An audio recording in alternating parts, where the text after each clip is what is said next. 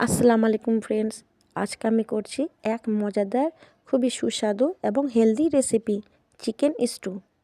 এই chicken stew বড়দের এবং বাচ্চাদের খুব পছন্দনীয় রেসিপি।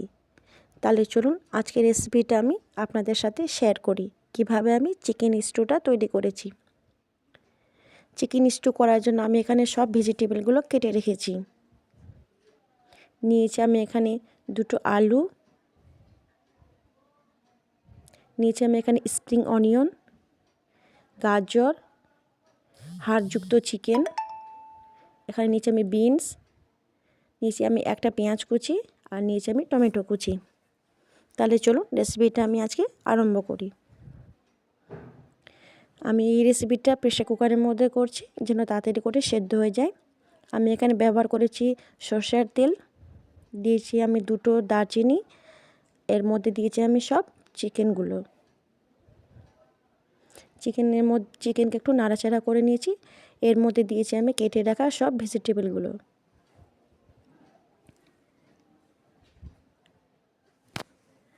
এখানে সব ভেজিটেবলগুলো আমি দিয়ে দিয়েছি। আমি একটু নাড়াচাড়া করে নিই।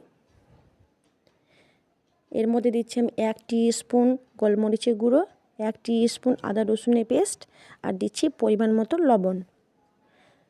আমি সব কিছু একটু ভালো করে কষিয়ে নেব। আমি মশলাটাকে ভালো করে কষিয়ে নিয়েছি যেন আদা রসুনের গন্ধটা চলে যাক। আমি এতে পরিমাণ মতো জল দিচ্ছি যেন আলু এবং সমস্ত রকমের ভেজিটেবলগুলো ভালোভাবে সেদ্ধ হয়ে যায়।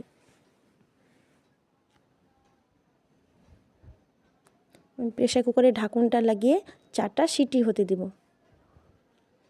এর মধ্যে আমি রেডি করে রাখছি 2 চামচ কর্নফ্লোর। আমি কর্নফ্লোরকে জল দিয়ে ভালো করে গুলিয়ে রাখবো।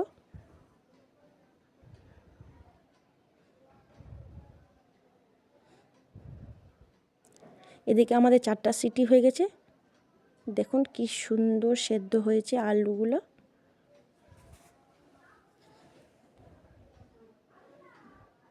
আমি গুলিয়ে রাখা কর্নফ্লোরটা এই চিকেন স্টুর মধ্যে দিয়ে দেব। হালকা করে আমি একটু নাড়াচাড়া করে নিচ্ছি।